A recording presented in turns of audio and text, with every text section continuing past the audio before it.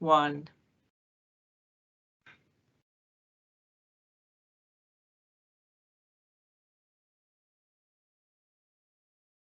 Good evening and welcome everybody to the webinar for Sutton parents, guardians and carers about the COVID-19 vaccination programme relating to 12 to 15-year-olds.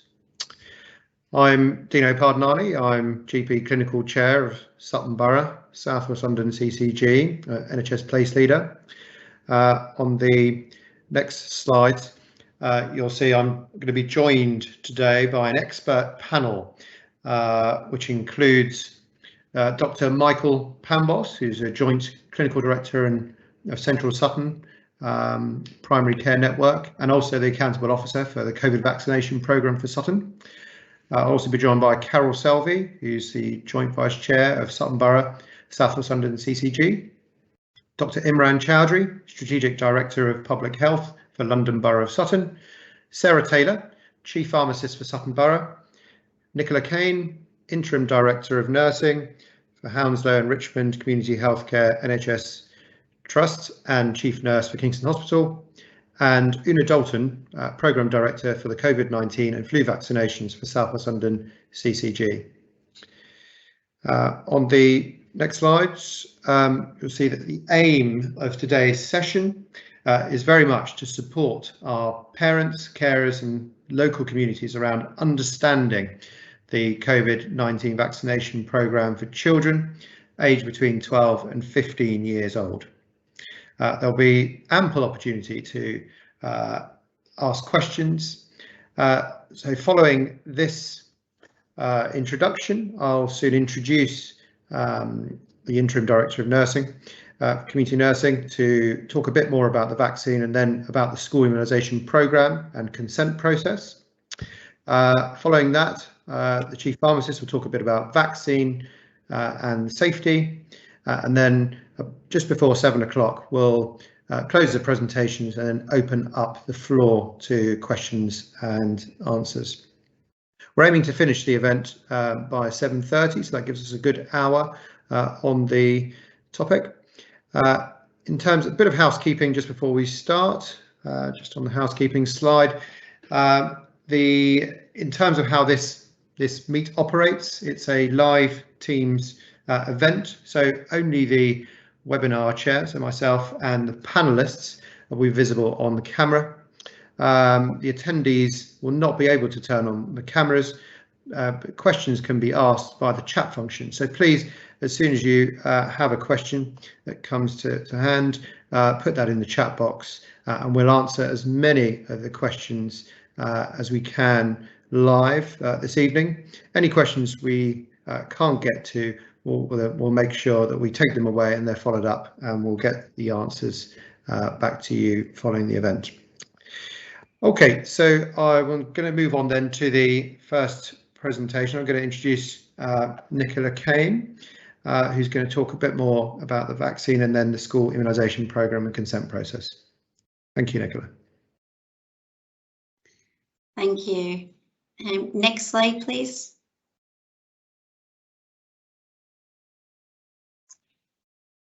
Brilliant, thank you. So the Chief Medical Officer has recommended that 12 to 15-year-olds receive their first dose of the COVID-19 vaccine. The ultimate aim of vaccinating 12 to 15-year-olds is to reduce outbreaks within schools, but also to protect the vulnerable, friends and family. So across South West London, we've started to undertake the vaccination programme, and that we are rolling this programme out within schools. And many of you will actually have received a letter from me inviting your younger person to be vaccinated within schools. In addition to the school vaccination programme, some of you will have also seen that we have got some alternative provisions local to you, which will enable your 12 to 15-year-old to access the COVID-19 vaccine. And again, we are looking at exploring alternative options for children or younger people who are homeschooled or are cared for within a specialist provision. Thank you. Next slide, please.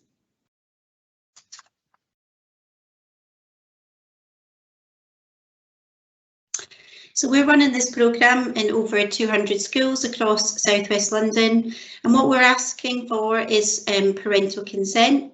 And as I say, you should have received a letter now, because we have booked all schools in South West London a date for vaccination. So you should have had a letter from me, which has got some information around the vaccine and some frequently asked questions, and also an online consent form. And we're asking you to complete the consent form within 48 hours of us attending the school. And the reason for that kind of deadline is to enable us to make sure that we take the right amount of vaccine into the school, so that we're able to vaccinate your younger person. We've been running a really successful programme to date, which I'm really pleased of, and we've vaccinated over 4,000 children. So we're sitting about with a vaccination rate of about 34%, which is actually really good. As I mentioned earlier, there are some alternative solutions which are local to you. So you can, as an alternative, access the vaccine at the St Nicholas Centre through a walk-in process, or you can call 119, or you can book looking at the nhs.uk/COVID-vaccination website. Next slide, please. So as I've touched on, so we're looking for online consent to be completed in advance of us attending the school.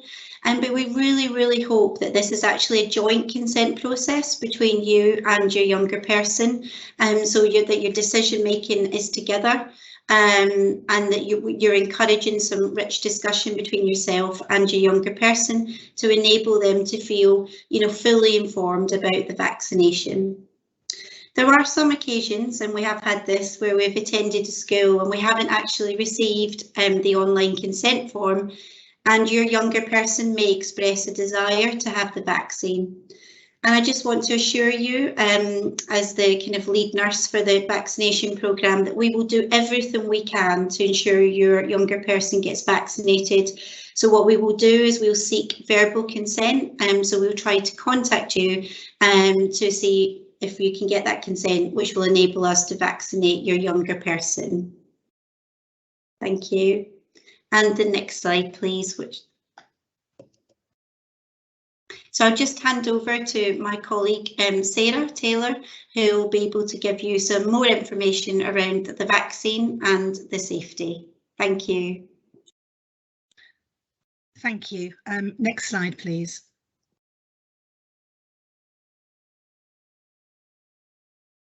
So why is it important for 12 to 15-year-olds to get vaccinated? Well, when enough people get vaccinated, it's harder for a disease to spread to those who can't have vaccines. Getting vaccinated protects you from infection, and therefore if you aren't infected, it reduces the chance of you spreading it to your friends, family and your wider community, so it protects them too.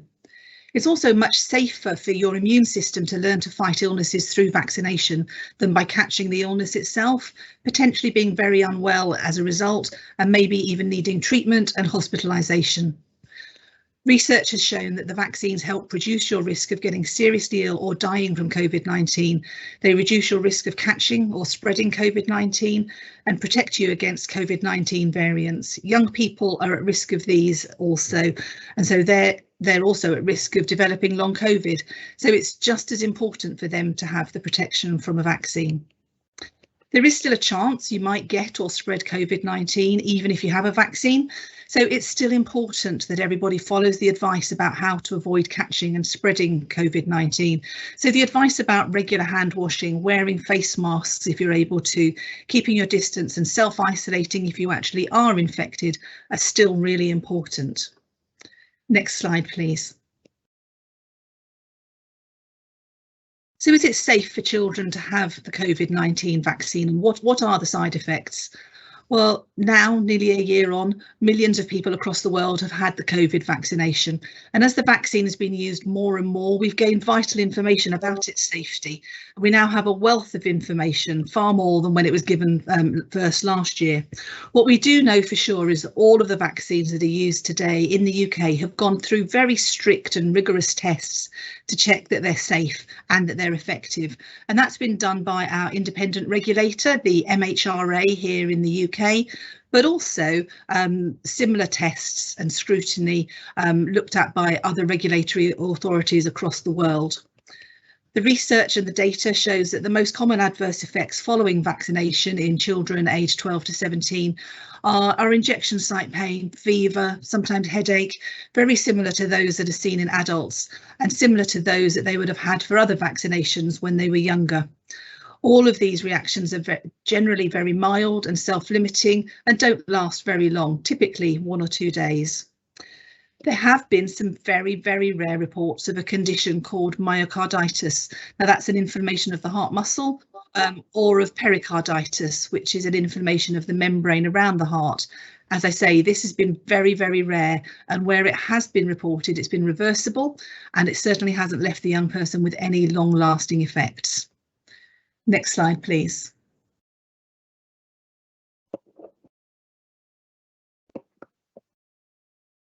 Thank you very much, both of you.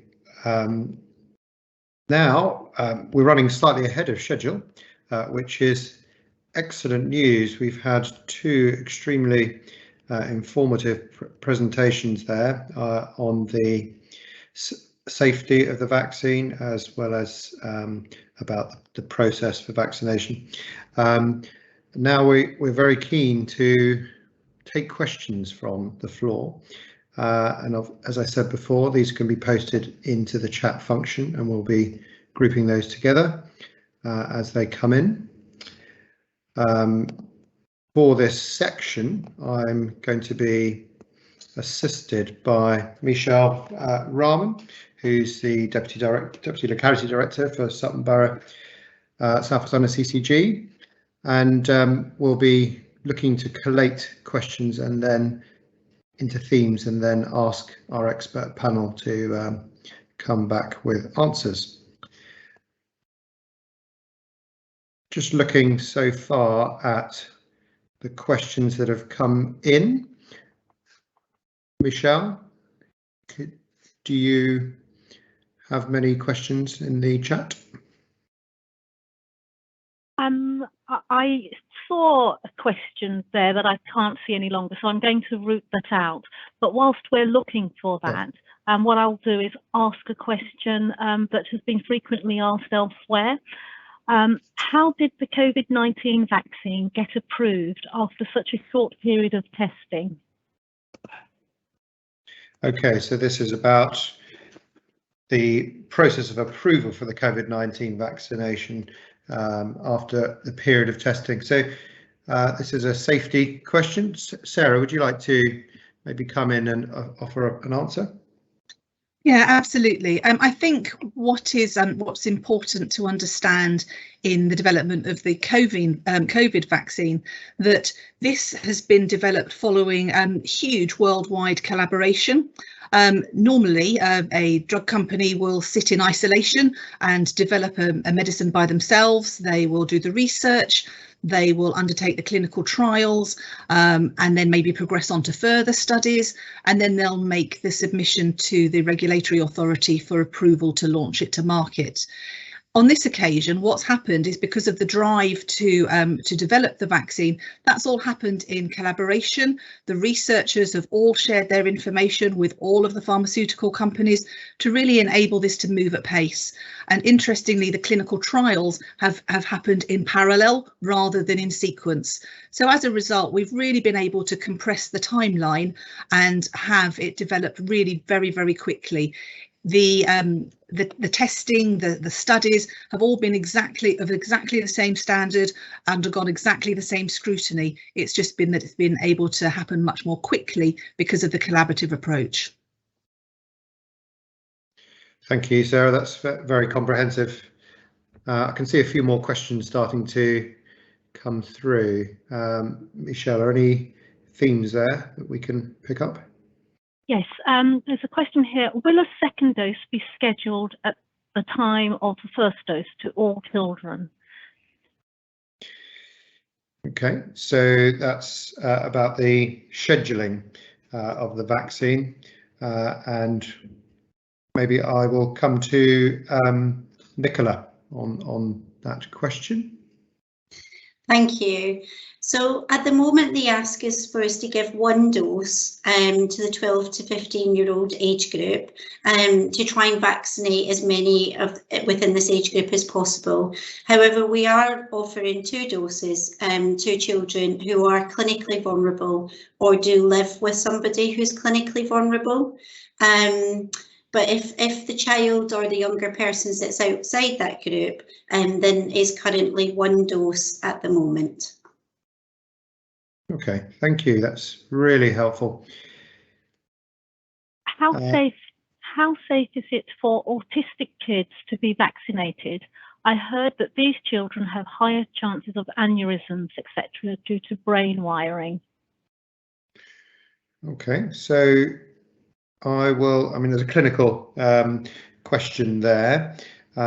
We obviously have a few clinicians and a part of our expert panel, as well as safety questions sort of more generally from Sarah. Shall I come to one of the clinicians and then maybe some others can pick up this if need be. Michael, are you able to start off?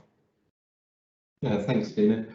So really very safe would be the short answer. So there's no increased risk of things like brain aneurysms because of the COVID vaccination. Equally, for children who are autistic, it's extremely safe to have a COVID vaccine. They are certainly more at risk of catching COVID and the terrible sort of after effects of having COVID. So we really encourage these children to be vaccinated. They'll also be eligible for 2 doses of the COVID boost, the COVID vaccine, as they are at higher risk of the after effects of if they were to catch COVID.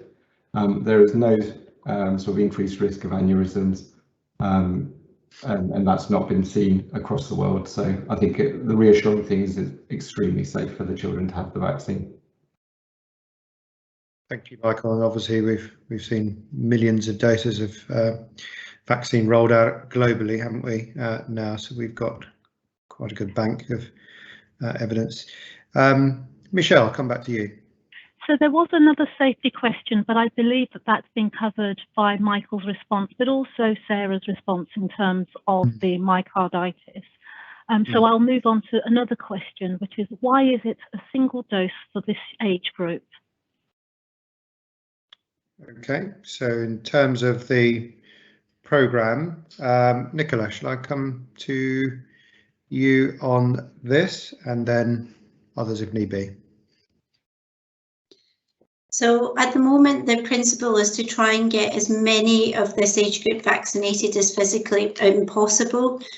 So we're prioritising first doses, with the exception of those who are vulnerable or live with somebody vulnerable, just to maximise the number of younger people that we get vaccinated. There is nothing to say that that won't change into being advised around second doses, but just the principal ask at the moment from us is to ensure that we get 1 dose of the vaccine into this age group. And also, I mean, Sarah might want to talk about the effectiveness of 1 dose, which is one of the other drivers for the 1 dose. Thank you, Nicola. That's helpful. Michelle, I think we've got a few more questions. Yep, I shall go through them now. My daughter is 13 years old and has just had COVID. Does she need to wait any length of time before having the vaccination? Okay, so sort of clinical question there. It's a good question. Michael, are you able to take that? Yeah, so the recommended time of wait is 28 days post COVID vaccination, and that's the same whether it be for a child or an adult. Some people think, well, having a vaccine is still encouraged even if you have COVID. So although you do develop some natural immunity post-COVID infection, the length of that immunity is not as good and is not as strong as if you were to get the vaccine. So although you may have had COVID and that might give you a short-term slight protection, we always encourage, whether it be children or adults, to still go for their COVID vaccination, just to have that longer lasting protection, not only for themselves, but also for their loved ones. And certainly around Christmas time, when we're all mixing with sort of more frail, elderly loved ones in indoor spaces, that's really the best way of protecting our whole community and our whole family. Thank you, Michael. I'll move on to the next question. Where did the focus from the media on fertility issues come from? This is something which has raised concerns from my former partner, which has resulted in us not being aligned on giving consent, and therefore my child is not being vaccinated. Okay. I'm wondering if I could maybe ask Una to come in first on this, and then if need be, I can hand over to one of the clinicians. Michael, certainly you'll probably also be able to answer this. Michael, do you want to actually maybe come in? I think Una's having a problem with the microphone, so maybe if you could answer that, Michael. I think that a lot of sort of scaremongering has gone around on WhatsApp groups, on Facebook, about the fertility issue. And I think it was one of the most concerning, or the most anxiety-inducing question. And certainly when we were vaccinating adults fairly early on in the programme, it was a question that we had time and time again. And I'd like to sort of break it down into two ways of answering the question. So the science of getting a vaccine is that you get given a little bit of the bad bit of the virus shell. Your body learns how to attack it. So when you get confronted with the real deal, that your body quickly fights it off and you don't get the infection. So that's the science behind vaccination. So there's no physiological, genetic, mechanical way of that affecting your immune system, or sorry, of that affecting your fertility. The fertility is a completely different part of the body. It's the science behind it and the way your body works does not affect the germ cells, does not affect the ovaries, does not affect the testes, does not affect sperm or eggs. So the science of getting a vaccine does not affect fertility. So that's the science response to it. The other thing that we've done, because we've been vaccinating well, now millions of people across the globe, we can now have real life data and evidence of fertility rates of those vaccinated versus those unvaccinated, and there's no difference. So you're just as likely of, unfortunately, getting an unplanned pregnancy having had the vaccine as you are having not had the vaccine. Therefore, the conclusion is there is no differing fertility rate. So the vaccine does not affect fertility, whether you be sort of 12 or 112. Your fertility is still what it is, depending on your age group. So I think, and in particular, teenage girls as well, very concerned about this. But all the data, all the evidence, all the real life studies, all the time that we've had with the vaccine has not proven any ill effects with vaccination and fertility. Thanks, Michael, for going into some detail there about the evidence and the data that we have to date on the safety of the vaccine. Michelle, any further questions? Yes, there are a fair few here. So why are so many people who have been vaccinated still getting COVID? So obviously, why those who've been vaccinated, why could they still get COVID, and can they still get COVID? I mean, it's a clinical question. Michael, do you mind if I come back to you? I know you've just given a comprehensive answer there, but you're best placed. It's something that you may look at that and think that the vaccine doesn't work, but actually the vaccine is, and certainly the Pfizer vaccine, we're talking about a 90% protection rate, which is very, very good. That's unbelievably good when you're talking about vaccines. But that's not 100%. Anything we do in life is never 100%. So you're always, you're never going to find the perfect vaccine which gives you 100% guarantee you're not going to catch COVID. So 90% is extremely good. So it's going to reduce your risk of catching it. Having had the vaccine, it also reduces your risk of getting symptomatic COVID and also reduces your risk of ending up in hospital. So although you have the vaccine, you may catch COVID. Your chances are very small, 10%. But even if you were to catch it, then your chances of ending up in hospital are even smaller. So the vaccine has a twofold effect. One, protection from getting it, and two, protection from ending up in hospital, ending up on a ventilator, and ending up very unwell. The other reason why now some people are sort of in the adult population who've been double vaccinated, maybe having increasing rates of COVID is, unfortunately, in the UK, our rates are really high, much higher than a lot of other places in Europe. So when you have a higher risk because COVID is circulating in high amounts, and you have a population who've been vaccinated well, but vaccination immunity is starting to dip, that's a mix of increased rates. So that's why we encourage adults who've had both jabs and are eligible for a booster to also go for their booster. And that's why in the media you've seen it advertised, please go get your booster. It's just really to top up everyone's immunity. So when we have very high circulating rates of COVID, which we currently do, it's giving us the best protection we possibly can. So a vaccine is never 100% effective, but it's pretty darn good at 90% plus. It's going to reduce your risk of catching it, but reduce your risk of ending up in hospital. And ultimately, that's the main thing. Yeah, thank you, Michael. Yeah, absolutely. Reducing the risk of severe complications is extremely important. Michelle. So there are a number of questions that have already been answered that are around the safety aspects around fertility. They have been answered already, and also about the length of time between having COVID and then having the vaccination. So I'm going to pull up a question that's frequently asked, and it's, do we know the profile of individuals who are most likely to have side effects? Okay, so profile of individuals who are most likely to have side effects. Can I come to Michael first, and then I'm happy to maybe bring in others as well, because I don't want to.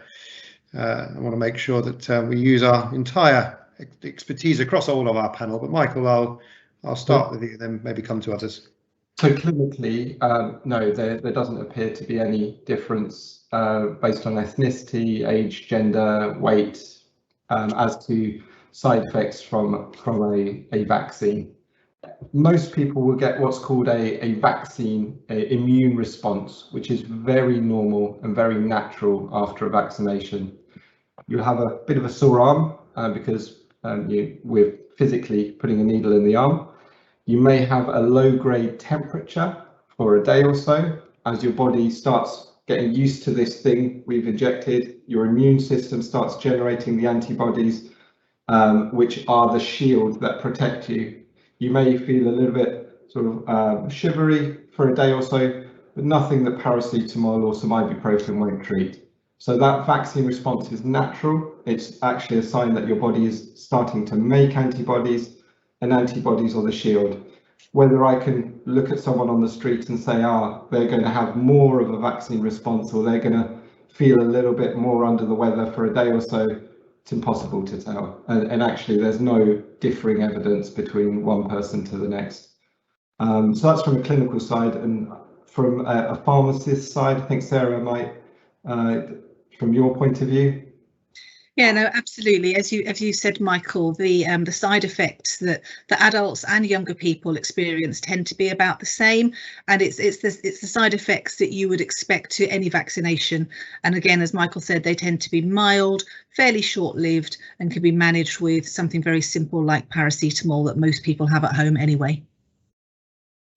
Thank you, both of you. I think the important point there as well is that there is no evidence of any particular people having a higher risk of side effects. So I think that's important. There are some.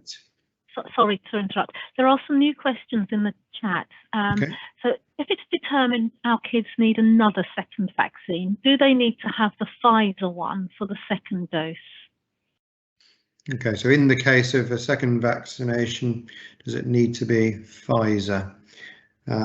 So who would like to pick that one up? Shall I come to you, Nicola? I'm going to defer to my colleague Sarah because she put her hand up first. Oh, sorry, I didn't see your hand up, Sarah. It's fine. I think at this stage it's too early to tell whether children would need a second dose, and therefore it's too early to tell what the second dose would be. But we would be looking to the JCVI and to the Chief Medical Officer for advice and guidance on that as and when that decision was made. Yeah. And that decision would obviously be made based on the evidence, the available evidence, and the safety data. So, thank you for that, Sarah. Michelle, any more themes or questions? How much does the vaccine protect against the Delta variant?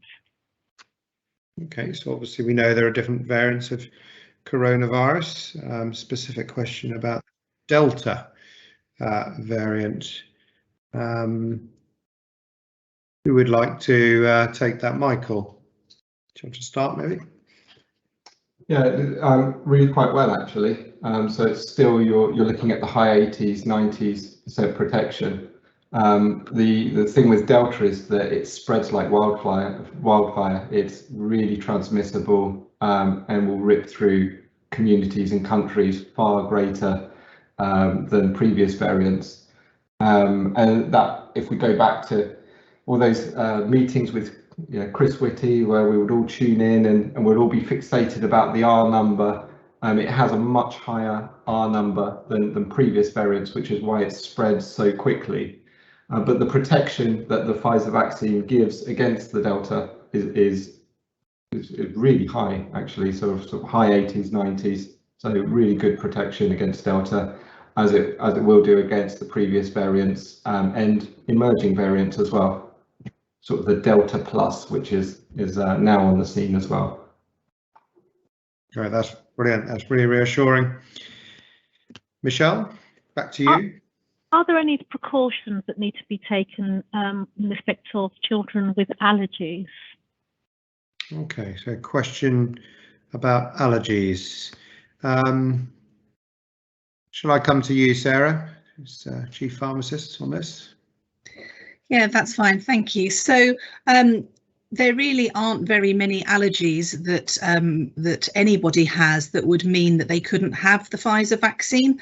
What I think is important is that as part of the screening and administration process, every single person is asked for a detailed history of any allergies that they may have.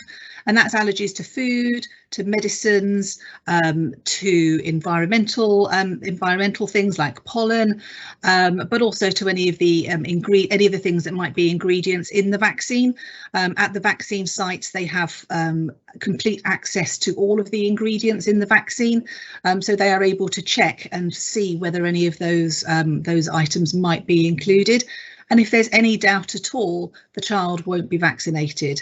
But there really are only really an allergy to one of the ingredients of the vaccine would mean that that child wouldn't be suitable for a vaccination. Thank you, Sarah. And just to reassure, the question regarding whether your child has an allergy is a standard part of the pro forma questionnaire that all those being vaccinated are asked, so that will be asked and picked up. Michelle, back to you. There's a question about the difference between the Pfizer and AstraZeneca. So what is the difference with the Pfizer and AstraZeneca? Do they work differently? And why was Pfizer chosen for this age group? Okay, so the question now on the actual vaccine types, specifically Pfizer and AstraZeneca. and why Pfizer is being used for the 12 to 15-year-olds. So Sarah, I'll come back to you to start on this, if you may. Yeah. Thanks, Dino. So yes, AstraZeneca and Pfizer are both two vaccines against the COVID-19 virus, rather, and they are slightly different. As Michael has already said, the Pfizer vaccine uses a small part of the virus messenger RNA, in order to generate an immune response. The AstraZeneca is kind of like a weakened version of the virus, of the flu virus, but modified to be more similar to the COVID virus, which is injected. So that also will generate an immune response. So they generate your own body's immune response, but slightly differently. They are both just as effective once they're in use. I think to answer the why the Pfizer, there have been some concerns with the incidence of blood clots in younger people with the AstraZeneca vaccine. And so for that reason, the Pfizer vaccine is safer to use in this group of patients. Thank you, Sarah. That's really helpful. And that's being used in other countries as well globally, isn't it? So there's a increasing body of evidence. Back to you, Michelle. Yes, there's a policy type of question here. Who's responsible for the programme? Okay, so who is actually responsible for the COVID vaccination programme? Una, shall I bring you in on this one?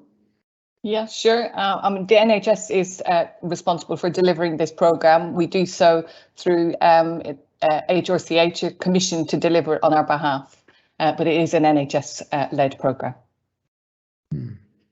Thank you. Michelle?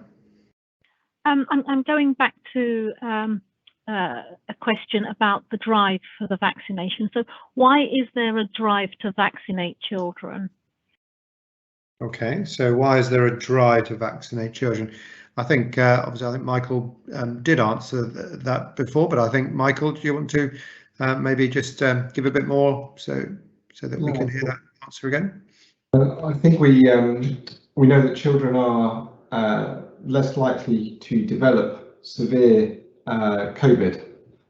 We've seen that for the last 2 years during the pandemic, but that's not to say that they won't develop severe COVID and that they are still just as risk of developing long COVID as well. So that, in terms of the children, that's why we're offering the vaccine, and that's why it's gone through the JVCI, and the Chief Medical Officer has recommended that children do get the vaccine to not only protect them now, where rates are really, really high, also to protect them for the future, as their immunity will last a long period of time, but also to prevent them, and finally, from long COVID. So if they were to catch COVID, the idea of the vaccine is to actually prevent them from catching COVID to any noticeable degree, or if they were to catch it, not to develop serious effects as well. That's the protection for the children. The other important thing that vaccination does for all of us is that we will protect each other. Me having a vaccine not only protects me, but it protects you. So children having a COVID vaccine protects them from COVID, but also protects their parents, protects their grandparents, protects their aunt and uncle. And when we are mixing more in closed environments, when we are sat around the Christmas table enjoying what we didn't enjoy last year, it's the best way of protecting our whole community by everyone getting the vaccine. Thank you, Michael. That's really clear and comprehensive. Michelle, back to you. So that there are a number of safety questions that have already been answered, but we've published them so that they can be seen, but they've been answered several times, so I won't ask those ones again. The question I'm moving on to is about the consent process. Now, I believe it may well have been answered previously, but just in case it wasn't heard clearly, how does the consent process work for 12 to 15-year-olds? Okay, so a bit more about the consent. Obviously, Nicola's presentation did cover this, but Nicola, I'll come back to you if we can just explain that again. Yeah, no problem. Within the letters that you receive from the school, there is an online consent form.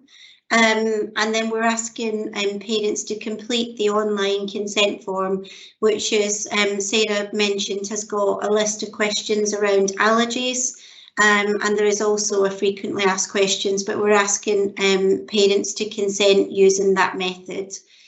The idea is that the consent is done in collaboration, so jointly with your younger person, so that they know that you've consented for them to receive the vaccine, and they too are comfortable receiving the vaccine. So where possible, we're encouraging a joint process. For those parents who perhaps have not completed the online form, there is an option if children or younger people express a desire to be vaccinated, that we can actually take consent from the younger person, and we will try and get verbal consent from the parents at the time that we're within the school. Thank you, Nicola. That's very helpful. Michelle, back to you. As this is a new vaccine, what do we know about possible long-term side effects, as this has been a significant worry amongst parents? Is this a reality? Okay, so a safety concern question there about possible long-term side effects of vaccinations. Sarah, shall I start with you on this? Thanks, Dino. So we've been using the vaccine now for over a year. Whilst that might not seem very long, it certainly has been given to millions and millions of patients, not just in the UK, but worldwide. As we've said, the side effects that have been reported have been those that are generally very mild and short-lived and easily managed at home. There haven't been significant numbers of reports of any long-term side effects from the vaccine. Yeah. Thank you, Sarah. And I think the other thing is obviously the vaccine technologies themselves that are used to make these vaccines have been studied for a number of years and using other treatments which are very comparable without issue. So I think there's a lot of really evidence that they are very safe. Thank you. Michelle? There's one more question here in the chat. Are we saying kids have longer immunity so they won't need the booster?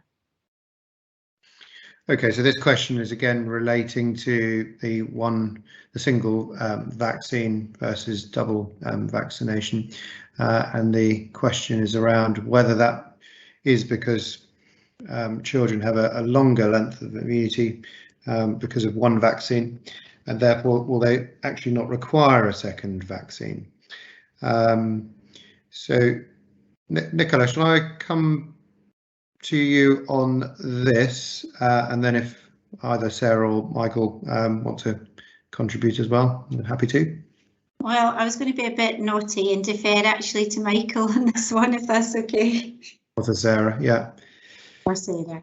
Yeah, so in the UK, it's sort of a judgment call that the JVCI has made. We won't know until they reassess things probably in January, February, whether children would be offered the second vaccine. Other countries do it differently. America, Israel have been offering 2 jabs for their sort of 12 to 17 year olds. So it is variable country to country. We have to go with the expertise of the JVCI, and on their call, it's at the moment that children who are healthy are only offered 1 vaccine. For those who are 12 to 17 who have underlying health conditions, they are currently and have always been offered in the UK 2 vaccines of the COVID vaccination. So they're just slightly differing views or different guidance at the moment. Thank you, Michael. It's reassuring as well that the JCVI are operating a sort of a measured approach where they're looking at the available evidence and obviously the rollout of the vaccination programme to those ages where there's absolute unequivocal evidence of good safety effects, but at the same time looking at the data coming in globally. So it may be that, as you say, that things may evolve over the next few months on that particular point. Michelle, thank you. Back to you on if there are any more questions. There are no more questions. We've covered questions on the safety of the vaccine, side effects.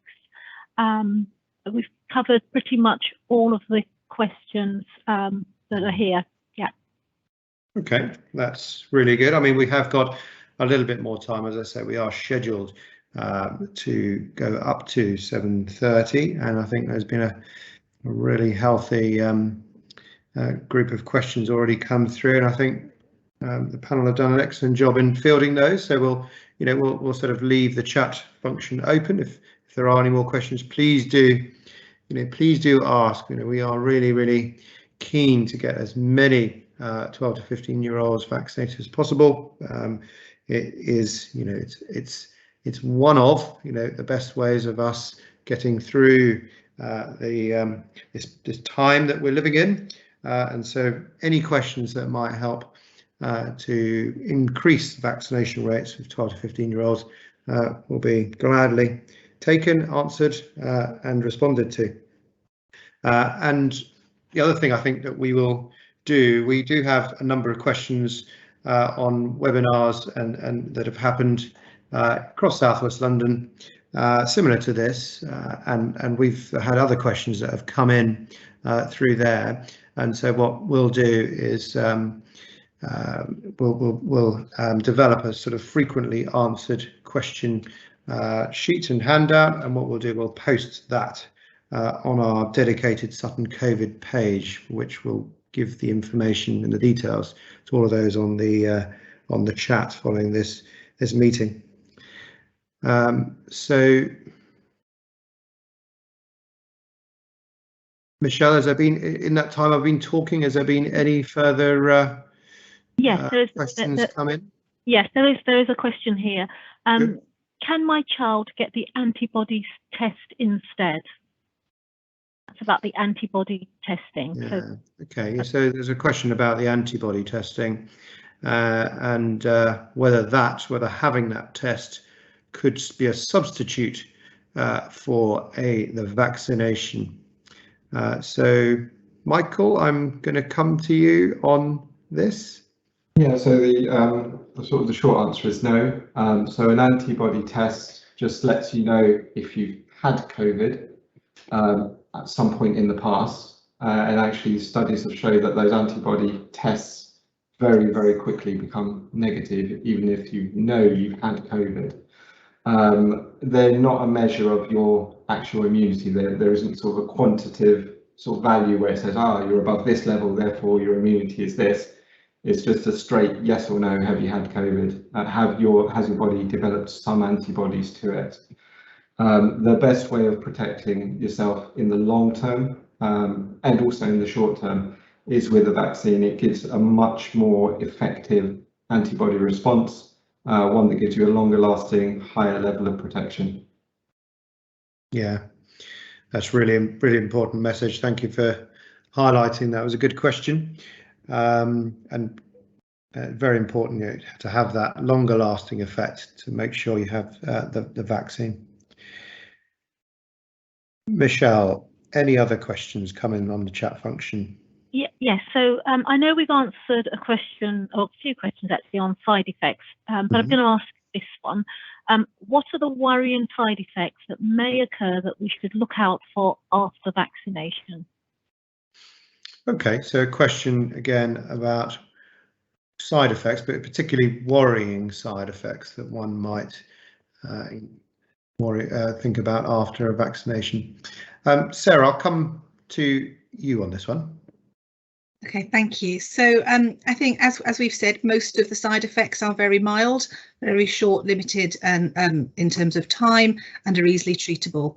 There have been, as we said, very rare occurrences of myocarditis in some of these young people. Again, that has tended to be reasonably mild and has resolved after a short period of time. But I guess the symptoms of that myocarditis would be a shortness of breath, a chest pain, which might spread, any difficulty in breathing, and maybe kind of like the feeling of an abnormal heart rhythm. And if you experienced any of those, whether it was related to the vaccine or not, you should be seeking medical help anyway. Yeah, thank you, Sarah. Michael, do you want to add to that? Yeah, the other thing is after the vaccine, children will be monitored as well and observed for 15 minutes. So any short-term allergic type reactions will be picked up there and then. So they'll be in a period of monitoring, as for adults having the vaccine as well. Just on the point of myocarditis, it's not just specific to vaccination. You can get myocarditis after a whole host of very common illnesses, even the common cold. Some children and adults can develop myocarditis, which is an inflammation of the heart muscle due to the common cold as an after effect of a virus. So it's nothing specific to vaccination that is causing this, but of course, if you do notice any worrying changes, make sure you speak to your GP, ask for help, and people will be there to guide you, reassure you, and examine if need be. Thank you, Michael, and thank you for pointing out that post-infective myocarditis can occur after any infection, including COVID, so not related specifically to the vaccine at all. Michelle, back to you. What happens if a child is asymptomatic and the lateral flow test is negative, but actually affected by COVID and has then had the vaccination at the same time? Will it cause a bad reaction? So this is about somebody who's asymptomatic, the lateral flow test is negative, but they then have COVID and have the vaccination at the same time. Okay, so an asymptomatic patient had a lateral flow test, which is negative, and then co-administration of the vaccine, but presumably I'm assuming there were symptoms. Were there symptoms relating to the reason why they had the lateral flow test, or that's part of a routine test, perhaps? It seemed more like it was part of a routine test because they were asymptomatic, but they were actually affected by COVID. So they did get COVID, but then they had the vaccination. It's whether, that combination, would that cause a bad side effect? So having COVID and then having the COVID vaccination. Yeah. So I think we sort of picked that up before, but I think, Michael, if I come back to you about the potential side effects of having the COVID vaccine following a COVID infection previously in this context. It shouldn't make the symptoms of COVID worse, as it were. So they are coincident, or you can't be 100% guaranteed in with the lateral flows or the PCRs and the timing of when you had it and when you have the vaccination. It won't make the COVID symptoms because you have COVID any worse. The theory of the 28-day window of why after a positive COVID infection, why we leave it 28 days is relatively historical, and it goes back to when we first started vaccinating with COVID. It was in that early phase to exclude any potential vaccine responses or side effects as a result of the vaccine versus as a result of having COVID. That's why they tended to have that window, that 28-day period, to then tease out, actually, is this because of the vaccine or is this because of COVID? And that sort of window has stuck, really. And I don't think the JVCI is going to change that. And it seems actually like a very sensible, sort of reasonable window as well of we know you've had COVID, okay, give it a few weeks and then have the vaccine. So then you can tease out, and that's sort of how science works. You can then tease out cause and effect. Yes, thank you, Michael, and always erring towards the side of safety there again. So yes, effectively not to use the lateral flow test to determine the timing of the vaccine, but more going on the sort of the 28-day period as a minimum, would be the safe way forward. I mean, we have 4 or so minutes left. Unless there are any new themes or questions which are coming in, I'm seeing your head shaking there, Michelle, then I think that any other, I think we actually have answered all the questions, but if there are any other questions that do come in between now and the next few minutes, what we will do is make sure that in addition to the frequently answered questions document, which we'll post on the dedicated Sutton COVID page, we will make sure that we pick up those questions and add those accordingly to the document. It'd be helpful, I think, to share the information of the link to that. I just want to confirm that we are going to be able to do that either at the end of either both in the end of this webinar in the chat, but also to directly contact those who have attended the webinar today.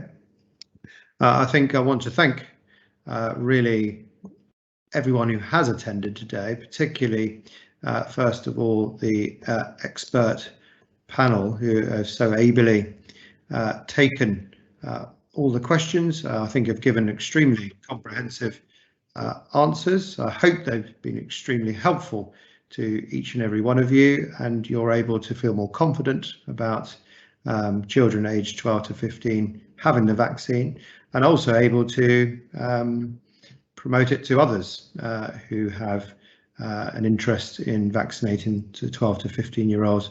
The more of us we can vaccinate, the better it is for individuals and our communities and families as well. So I want to first of all thank Michael and so thank you, Michael. Yeah, and Sarah, who's just waving, and also Nicola and Una, all of you offering expertise in answering questions. I want to also thank Michelle, who's been helping us with fielding and selecting the questions. And then I want to thank really everyone who has joined this live Teams meet. This has been recorded, so we will be distributing the link for this meeting afterwards as well, and posting that on the dedicated Sutton COVID page. That means you can also watch this again, watch the answers again, and also forward the link to others who may be interested in vaccinating those who are 12 to 15-year-old in Sutton. So thank you all very much for attending. I hope it's been very useful, and I hope you managed to make sure that as many 12 to 15-year-olds can be vaccinated and keep safe going forward. Thank you very much. Good evening.